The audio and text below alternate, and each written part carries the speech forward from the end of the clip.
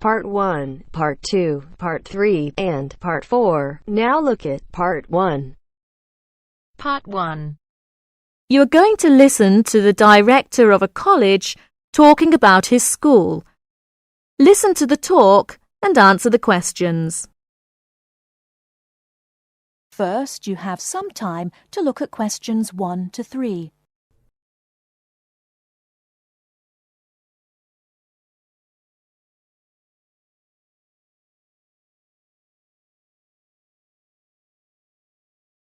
Now we shall begin. You should answer the questions as you listen, because you will not hear the recording a second time. Listen carefully and answer questions 1 to 3.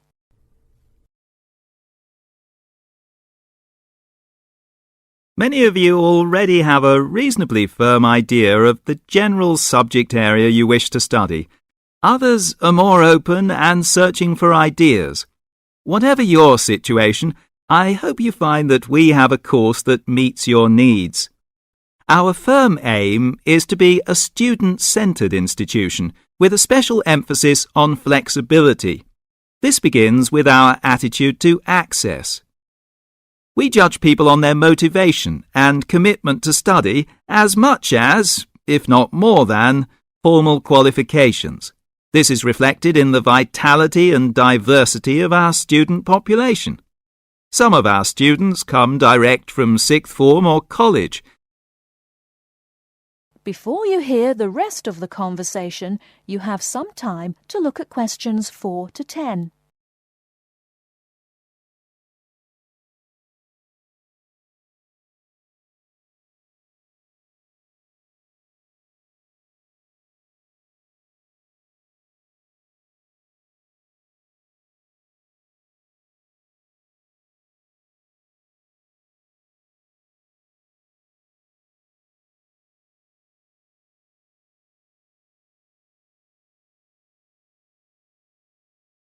Now listen and answer questions 4 to 10. Others are coming into higher education after a short or long gap from formal education. Some are seeking a specific set of skills with a particular job or profession in mind. Others are retraining or studying to give their careers a new direction or dimension. Some are learning about the very latest scientific, technological and commercial knowledge. Others are stretching their minds on sensitive environmental, social and cultural issues. Even a casual observation of the mix of our student body indicates that we're close to our aim of being a polytechnic for the whole community. To meet our students' needs, we have 500 academic and a further 500 support staff committed to good quality teaching, high standards, and sensitive and sympathetic student care. We have probably the longest experience of understanding and dealing with the differing needs of a diverse student population. I hope you'll find a suitable course at the Polytechnic College. If you want to come to the college and we consider you suitable, we'll do our best to find you a place. And when you're here, we'll work hard to make your experience enjoyable, stimulating, and educationally rewarding. That is the end of Part 1. You now have half a minute to check your answers.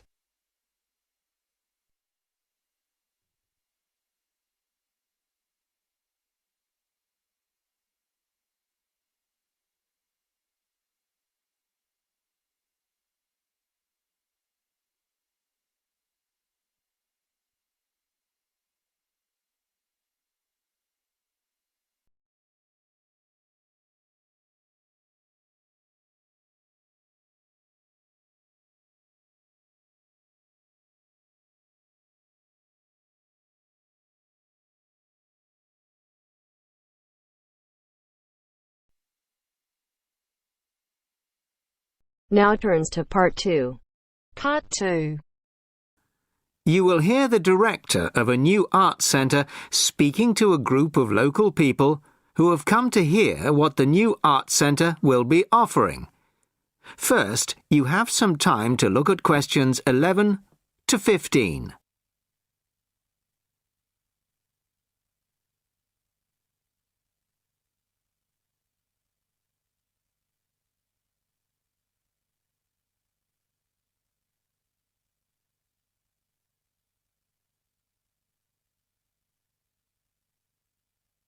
Listen carefully to the first part of the talk and answer questions 11 to 15. Well, good evening, everybody. Thank you all for turning out on this cold, wet evening. Welcome to our new art centre. I'm delighted that so many people are interested in finding out about the facilities and events that we'll be offering. I'll start with the regular evening events that we've scheduled so far. Sunday night will be film club night. Each week we'll be showing a classic film from the 40s, 50s or 60s. Films will start at 6:45 and afterwards there will be an opportunity to discuss the film in the cafe bar for anybody who'd like to. Tickets for the film will be £5, but the discussion afterwards is free, although anybody who wants to buy me a drink is welcome to do so. On Thursday evenings at 7:30, the auditorium is given over to productions by touring theatre companies. This coming Thursday, we're very excited to be welcoming Pizzazz, a drama company featuring both able-bodied and physically handicapped actors. They'll be performing a rather special version of William Shakespeare's The Tempest, featuring music and dance, as well as dialogue. Fridays and Saturdays will be music nights, starting at 8 p.m, with classical or traditional music on the Fridays and pop rock on the Saturdays. However, as the sound system hasn't yet been fully installed, these events won't be starting for another few weeks. As well as evening performances, various events will take place during the day. So far, a mothers and toddlers session has been arranged for Monday afternoons, and of course, anybody can drop in for a coffee or a sandwich. The cafe bar will be open from 11 a.m. to 3 p.m. and 6 p.m. to 11 p.m. Mondays to Fridays, and 11 a.m. to midnight Saturdays and Sundays. Lunch will be served from 12:30 till 2, and light snacks will be available all day. Of course, this programme is just the start, and we expect to be announcing many additional events in the near future. Before you hear the rest of the talk, you have some time to look at questions 16 to 20.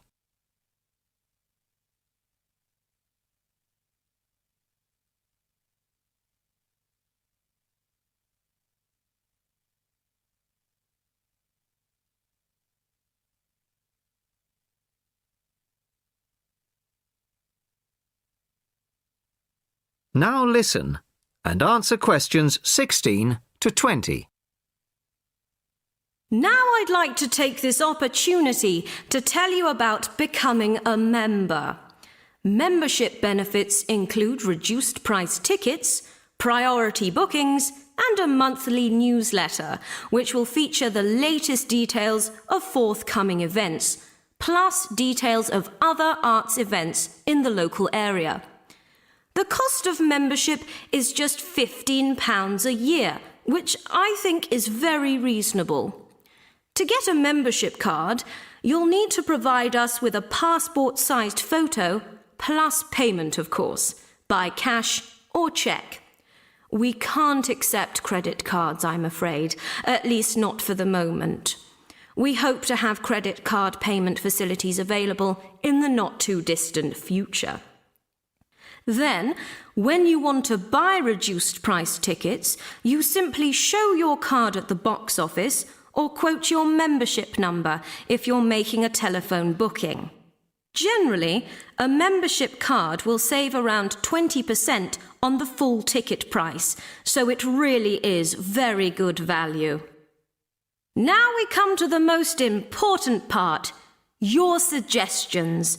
It's your art centre, so we want to hear what you'd like to see.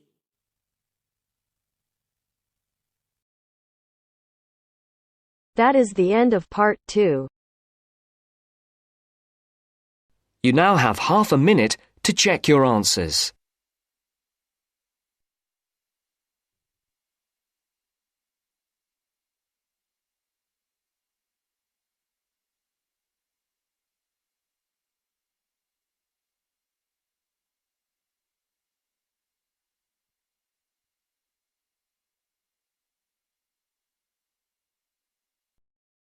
Now turns to part 3. Part 3. You will hear 2 business studies students discussing a presentation they'll do on an article on working effectively in groups. First, you have some time to look at questions 21 to 26.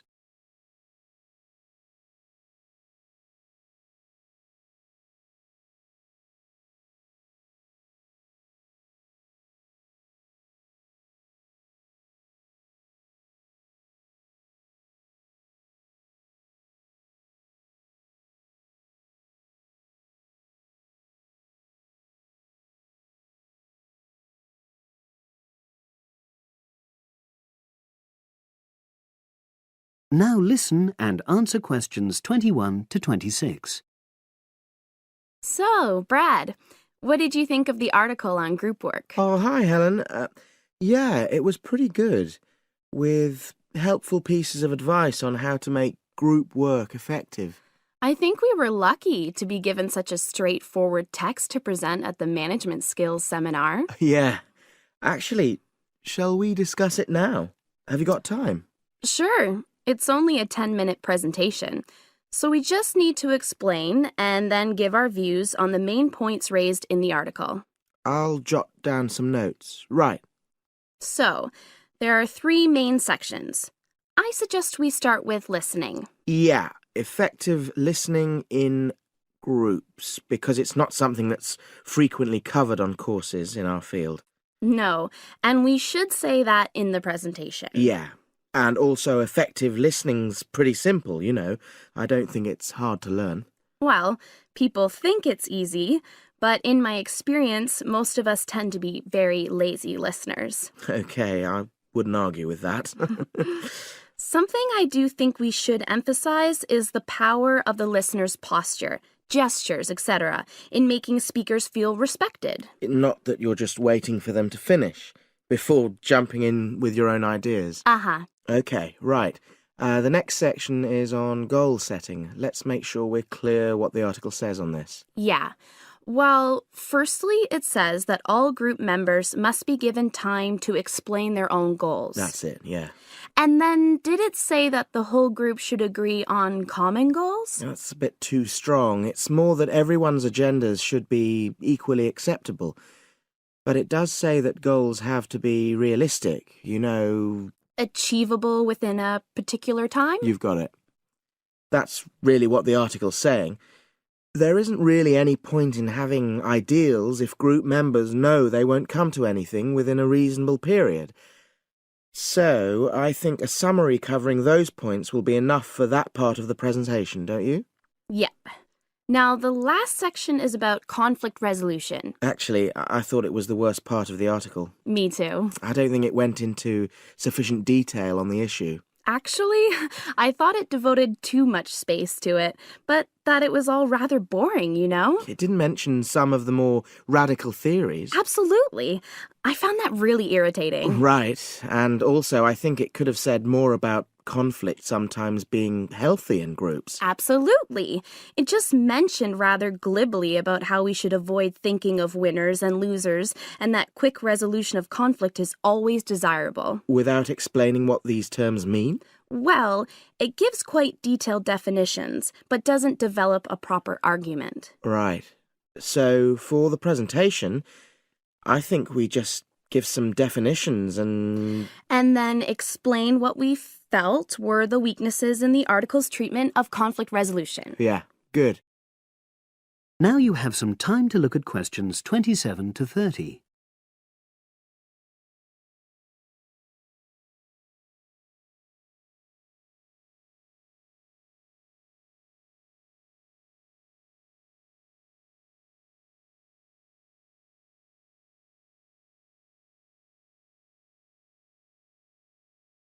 Now listen and answer questions 27 to 30.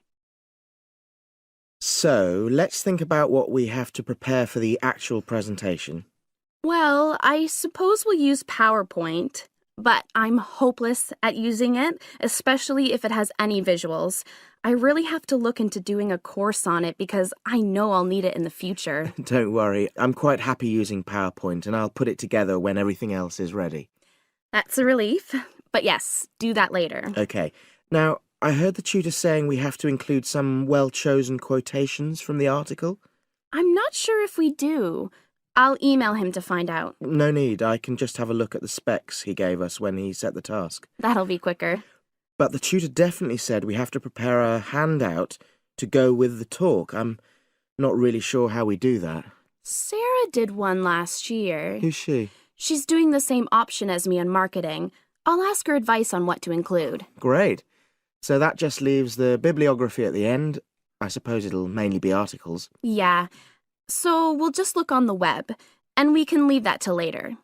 But we've been advised against that. Well, we could have a look through some journals in the library. I think we should start by looking through module handbooks. I think that'll give us some good leads. Yeah, you're probably right. So that's all the topics.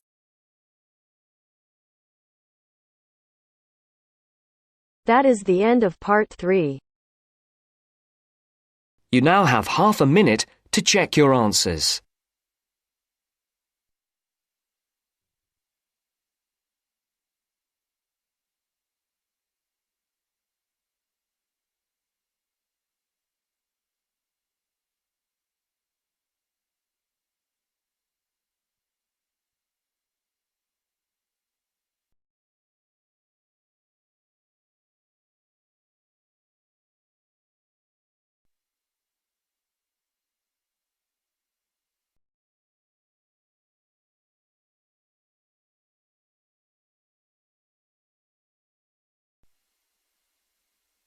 Now turns to part 4.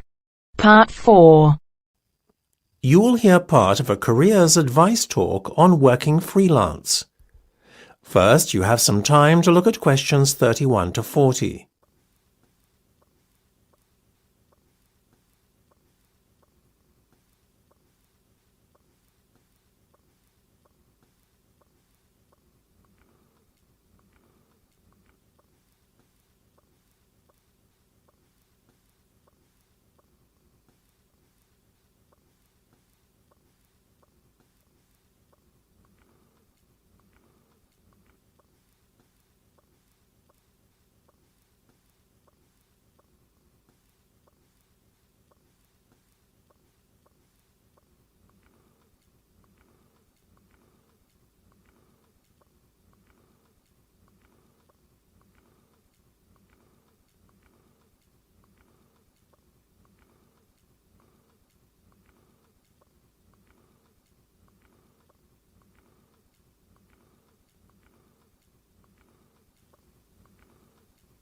Now listen carefully and answer questions 31 to 40. Working for an employer in a 9-to-5 job has long been the accepted norm. However, this could soon be set to change. A rising level of unemployment, combined with a sense of disillusionment amongst employees with their workaday lives, is at the root of this modern-day revolution in the workplace. Now, there is a growing trend amongst people of all ages and from all walks of life to opt for freelance work rather than working for an employer. It sounds a risky option and a potentially stressful one, but on the whole, the benefits of freelancing seem to vastly outweigh those of working for someone else. In fact, Recent research has shown that those who quit their jobs to work for themselves are the country's happiest and most productive workers. A study conducted by Dr. Jonathan Sapsed from Brighton University's Business School, in conjunction with the Arts and Humanities Research Council, looked at a total of 304 freelancers who were pursuing a range of professions in southern England. They found that, far from struggling to get by, many were not only doing well, but excelling in their new professions. So, what are the advantages of freelancing? Well, there are many. One of the most obvious benefits is not having to be answerable to a boss and having to face criticism or unfair demands. In addition, not being based in an office or shared workplace with competitive or difficult colleagues is another bonus. But what is probably the most attractive pull of working freelance is the freedom to determine your own work schedule. You are no longer at the mercy of a timetable dictated to you by your employer. If you have family commitments, these can easily be fitted around your working hours. Furthermore, if you have an off day one day, it's easy to make up time another day without having to face your employer's wrath when you are being less productive than usual. Those who work in creative and digital industries stand to benefit most from working freelance. In these fields, workers are at liberty to choose their ideal working location, as they are not restricted to working in a set place. It really is an ideal lifestyle that many would aspire to if they were more aware of the options available to them. Lastly, to add to an already convincing list of benefits from doing freelance work, there is the financial reward. Freelancers typically work a 38-hour week and earn a median wage of £43,000, well above the national average of £25,000, and are happier than other workers. It seems that people are now catching on to the myriad benefits that come with working as a freelancer. Currently, there are about 31 million people in work in Britain, and already 4.6 million are self-employed, thereby displaying the vitality of the freelance economy. In fact, so popular is freelancing becoming that it has even been suggested that the government needs to devise a new tax and other policies to support freelancers. Freelancing would seem to be the future of employment and the way forward. It is certainly well worth considering freelancing if you are doubtful about committing to working in a structured environment and would like more freedom and autonomy in your